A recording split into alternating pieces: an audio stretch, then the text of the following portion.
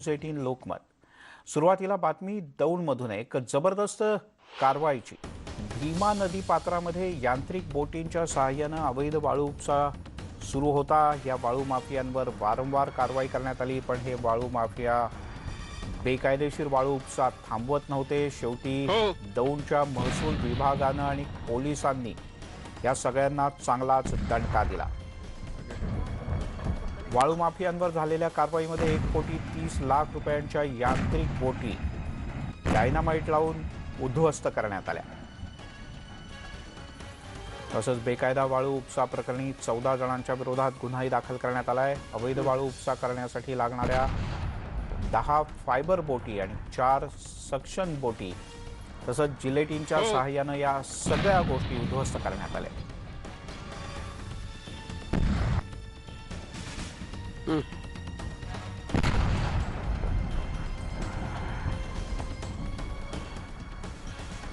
हो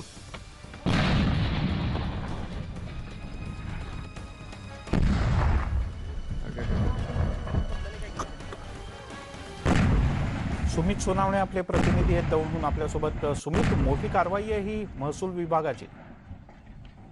नक्कीच गेल्या काही दिवसांपासून भीमा नदीच्या पात्रात यांत्रिक बोटीच्या साहाय्याने वाळू उपसा केला जात होता अवैधरित्या। वाळू माफियांना दौंडच्या महसूल आणि पोलिसांनी यामध्ये संयुक्त कारवाई करत वाटलूज या ठिकाणी वाळू वाटलूज आणि राठी या ठिकाणी 1,30,00,000 रुपयांच्या 10 फायबर बोटी आणि 4 सेक्शन बोटी अशा 14 बोटी जिलेटिनने उडवलेल्या आहेत आणि त्या जागेवर नष्ट केल्या आहे। यामध्ये 14 जणांविरुद्ध 379 आणि 511 प्रमाणे दौंड पोलीस ठाण्यामध्ये गुन्हा देखील दाखल करण्यात आलेला आहे। मात्र इतकी मोठी कारवाई होऊन देखील इतर ठिकाणी मात्र सर्रासपणे वाळू उपसा सुरूच आहे। त्यामुळे इतर ठिकाणी जे काही वाळू उपसा करतात त्यांच्या त्या माफियांवर कधी चाप बसवणार आहे हा देखील आता पोलिसांनी महसूल समोरचा एक मोठा प्रश्नचिन्ह आहे। बर, गेल्या किती काळापासून बोटी जप्त करणं किंवा दंड करणं अशा प्रकारची कारवाई होत होती, पण तरी हा बेकायदा वाळू उपसा सुरू होता? न्यूज 18 लोकमतने गेल्या वर्षापासून सातत्याने ह्या बातम्या लावून धरलेल्या होत्या। त्यानंतर कारवाई देखील करण्यात आल्या होत्या, पण या वाळू माफियांना कुठलीही दहशत राहिली नाहीये। जर हे बोटी फोडल्या तरी दुसऱ्या दिवशी नवीन बोटी आणायच्या, रिपेअर करायच्या आणि त्या तशाच सुरू ठेवायच्या। यांच्याकडे कुणीही म्हणजे हे पोलीस असेल महसूल असेलला अजिबात घाबरत नाहीये। सर्रासपणे वाळू उपसा केला जातो। त्यामुळे एकंदरीत त्याचा आता शेतकऱ्यांना त्याचा मोठ्या प्रमाणावर त्रास होतो। नदीच्या कडेला जे काही शेती असते त्यामुळे शेती असते त्यांना, त्यामुळे एकंदरीतच आता यांच्यावर मोठी कारवाई होण्याची गरज आहे। आता हे झालेले 1,30,00,000 मात्र यापेक्षाही मोठी कारवाई होण्याची गरज असल्याचं या ठिकाणी बोललं जातं। सुमित, तुर्तास धन्यवाद या माहितीबद्दल। हे आवाज पुन्हा एकदा ऐकूयात। अशा प्रकारे जर का वाळू उपसा झाला तर इथून पुढे राज्यात महसूल विभाग अशाच प्रकारची कारवाई करेल अशी अपेक्षा आहे।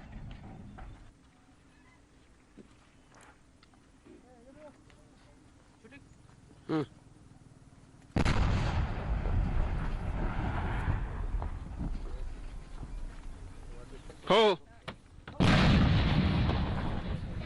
त्यामुळे काही साधारण 2 वर्षांपूर्वी ठाणे जिल्ह्यात सुद्धा अशाच प्रकारची कारवाई करण्यात आली होती। यानंतर सोलापूरमध्ये अशा प्रकारची कारवाई झाली, पण अशा प्रकारची कारवाई सरसकट जर का राज्यात झाली तरच अवैध वाळू उपशावर निर्बंध बसू शकेल।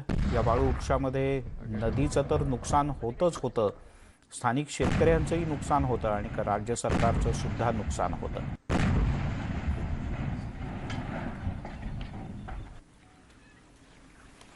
वळूयात पुढच्या बातमीकडे। मराठा आरक्षणाच्या मुद्द्यावरून शिवसंग्रामचे नेते आमदार विनायक मेटे यांनी मुख्यमंत्री उद्धव ठाकरे आणि मराठा आरक्षण उपसमितीचे प्रमुख सार्वजनिक बांधकाम मंत्री अशोक चव्हाण या दोघांवरही टीका केली। मराठा आरक्षणाचा निर्णय होईपर्यंत नोकर भरती आणि स्पर्धा परीक्षा पुढे ढकलाव्यात, तसंच मराठा आरक्षण टिकवावं, अन्यथा घरातून बाहेर पडू देणार नाही असा इशारा मेटे यांनी दिला। मेटे काल नांदेडमध्ये आयोजित मराठा आरक्षण एल्गार परिषदेत बोलत होते। आरक्षणाच्या मुद्द्यावरून मेटे यांनी अशोक चव्हाण यांच्यावर सडकून टीका केली। विद्यार्थ्यांनी कोर्ट करतात, मुलांनी नोकरीसाठी कोर्ट करतात, आरक्षण केंद्राने जा, हे काय फक्त आदर्शाची घोटाळे करत राहायचं का? निर्माण करायला घ्यायचा का? कशासाठी घ्यायचा? कशाला सत्ता पाहिजे तुम्हाला? आणि एक महत्त्वाची बातमी, पूजा चव्हाण या तरुणीच्या आत्महत्येमुळे राज्यात सध्या खळबळ उडाली. पूजा चव्हाणच्या आत्महत्या प्रकरणात एका मंत्र्याचं नाव चर्चेत आल्यानं राजकीय डावपेच सुरू झालेत. आता बंजारा समाजानं सुद्धा आपली भूमिका बैठक घेऊन जाहीर केले. परळीजवळच्या धारावती तांड्यावरून आपले प्रतिनिधी औरंगाबादचे सिद्धार्थ गोदाम आपल्यासोबत आहेत. सिद्धार्थ, बंजारा समाज हा महिलांचा अतिशय आदर करतो आणि खूप एकी आहे, फार मानणारा, एकमेकांना आदर व्यक्त करणारा असा बंजारा समाज आहे. काय काय भावना व्यक्त होत आहेत या सगळ्या प्रकरणाबद्दल? मिलिंद, सर्वप्रथम पूजाची जी आत्महत्या झालेली पुण्यामध्ये त्यावर पोलीस असेल किंवा तपास यंत्रणा यांनी आणखी कसली भूमिका जाहीर केलेली नाही किंवा कसल्याही पद्धतीची तक्रार झालेली नाही. त्यामुळे अनेक चर्चा होऊ लागलेल्या आहेत आणि आता समाजाने आपली भूमिका घेतलेली आहे. कारण यामध्ये एका मंत्र्याचं नाव या आत्महत्येमागे घेतलं जात आहे. त्यांनी दोन्ही मयत मुलगी आणि मंत्री सुद्धा एका समाजाचे आहेत. त्यामुळं समाजाची बदनामी होऊ नये यासाठी आता समाजानेच एक ठोस भूमिका घेतलेली आहे. काल बैठक परळीमध्ये झालेली आहे आणि नेमकं गावातील लोकांना काय वाटतं या प्रकरणाबद्दल बोलण्यासाठी माझ्यासोबत गावातील महिला आहेत. सहसा गाव तांड्यावर राहणाऱ्या महिला आहेत, पण त्या स्वतःहून या ठिकाणी आपली भूमिका मांडायला आलेल्या आहेत आणि पुरुष मंडळी आपल्या सोबत आहेत की नेमकं या प्रकरणी त्यांना काय म्हणायचं. माझ्यासोबत माजी सरपंच आहेत राठोड साहेब.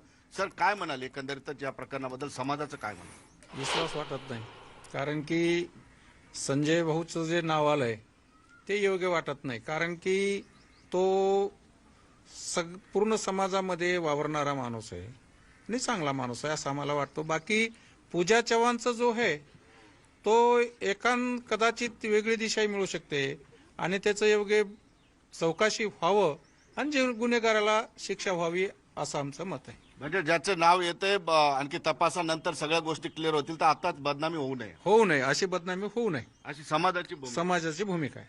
आणि पूजाला सुद्धा न्याय भेटला पाहिजे. महिलाही आहेत खूप मोठ्या प्रमाणात या ठिकाणी. ताई, काय म्हणाल? काय म्हणणं आहे नेमकं तुमचं? सर, आम्ही महिला आहेत. पूजा चव्हाण भी एक महिलाच होती आणि महिलावर अन्याय होऊ नये ही बी आमची भूमिका आहे. परत भारतीय जी न्याय व्यवस्था आहे त्याच्यावर पण आमचा विश्वास आहे. पण त्या क्लिप ज्या आहेत त्याच्यामध्ये असंही असू शकतं ना, एका माणसाचे दुसरेही आवाज असू शकतात. त्या पुराव्यानुसारच संजय भाऊ राठोड यांना जर गुन्हेगार समजतील, हे तथ्य नाहीये त्याच्यामध्ये. काय जी चौकशी व्यवस्थित करावी आणि त्याच्यानंतरच हा विषय मांडावा. परत ते राठोडगिरी अशा ज्या ते मंत्री लोक बोलतायत ती भूमिका त्यांनी योग्य नाहीये. समाज हा आमचा खूप मोठा आहे आणि आम्हाला समाजाचा पण आदर्श आहे सर.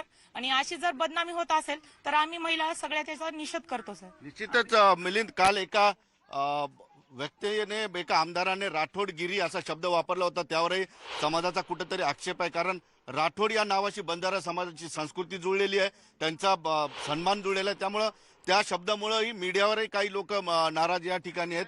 तर काय राठोडगिरी म्हणणाऱ्या त्या आमदारचा आम्ही सगळ्या गावातर्फे निषेध करतो. निश्चितच राठोड या नावाशी मी अशी आधी म्हटलेलं आहे, एक सन्मान आहे, एक समाजाची रीत परंपरा आहे. शासनाने योग्य त्याला धडा शिकवायला पाहिजे तशा आमदारला. ज्याचं जातीवादीवर जर बोलत असेल तो आमदारचा तो कर्तव्य नाही. तो कर्तव्य म्हणजे एक कोणतं तरी समाजकटक असावं असं आमचं, त्याविषयी आमचं निषेध आहे त्या आमदाराविषयी. निश्चितच एका समाजाला वेठी धरणं हे चुकीचं आहे. त्या समाजातील घटना आहे म्हणून आरोपी मयत त्या समाजातील आहे म्हणून समाजाला वेठी धरू नये अशी भूमिका समाजाची. बोला सर, मी माझं नाव विजय पवार आहे आणि जी घटना घडली पूजाताई सोबत त्याला न्याय मिळालाच पाहिजे. पण आमचा एक चांगला नेता गमवायला पाहिजे.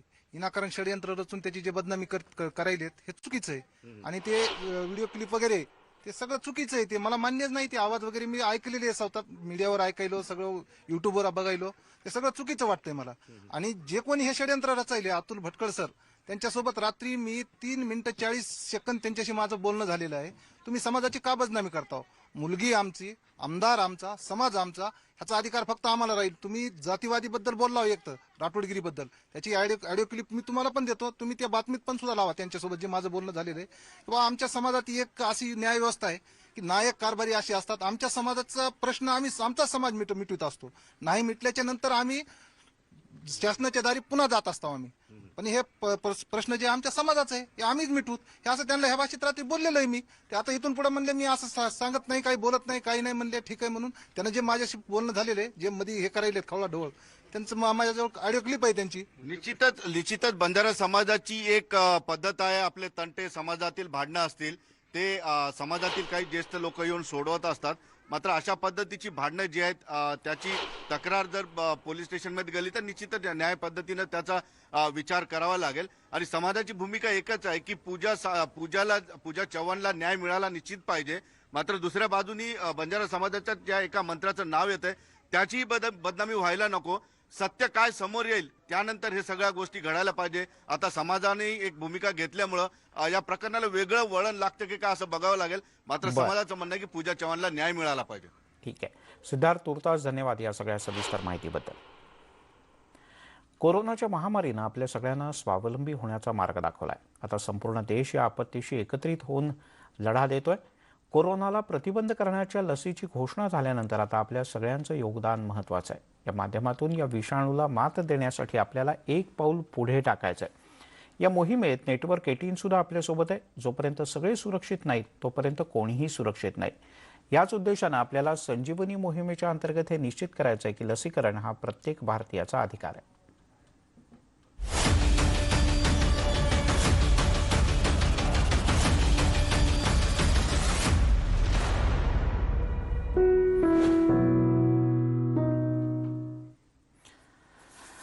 आम्ही आमच्या बायजूस यंग जिनियस या खास कार्यक्रमात तुम्हाला यंग जिनियस जयादित्य शेट्टी याची भेट घडवून आणली होती. तर पाहूयात त्यांचा या कार्यक्रमात आल्यानंतरचा अनुभव काय.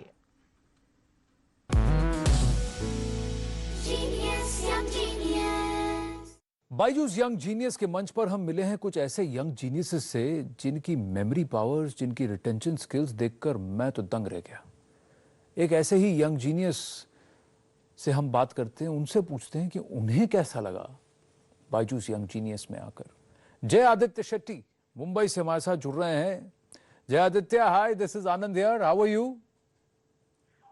I'm fine. How did you enjoy the experience? I really enjoyed it. It was really good. Everyone was cooperative.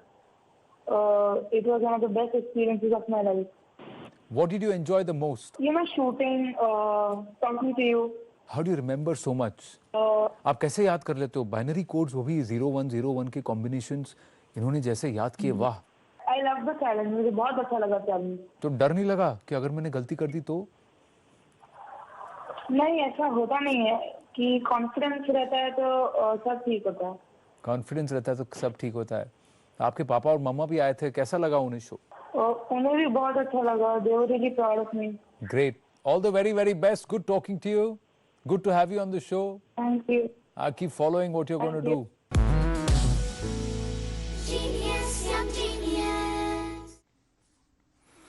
पुण्यामध्ये आयोजित करण्यात आलेल्या खयाल महोत्सवाचा एक खास वृत्तांत एका छोट्याशा ब्रेक नंतर.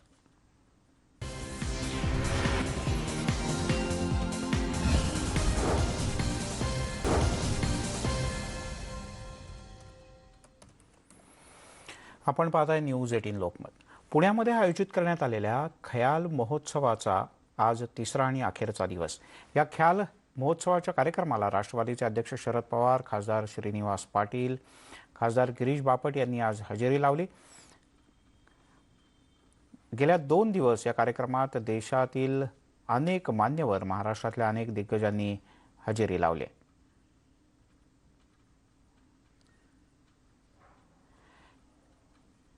यावेळेला बोलताना शरद पवार यांनी चीन आणि पाकिस्तान संदर्भात चर्चेत आलेल्या मुद्द्यांवर विचारल्यानंतर त्यावर अतिशय मुश्किल भाष्य केलं. मी इथे संगीताच्या कार्यक्रमाला आलो आहे, त्यामुळे चीन, पाक, मोदी यावर इथं काही बोलण्याची गरज नाही असं पवार म्हणाले.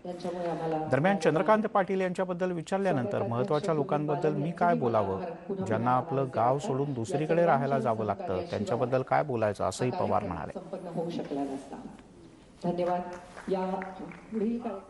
तर चंद्रकांत पाटील यांनी असं म्हटलंय की शरद पवार हे नेकीने वागणारे नेते, परंतु पूजा चव्हाण, धनंजय मुंडे प्रकरणात मात्र ते गप्प आहेत. महत्वाच्या लोकांच्याबद्दल मी बोलावं. ज्यांना आपलं गाव सोडून दुसरीकडे जावं लागतं त्याच्याबद्दल मी कशाला वाटतं. यासोबत या बुलेटिनमध्ये इथेच थांबूया. ताज्या बातम्यांचा ओघ न्यूज 18 लोकमतवर सुरूच राहील.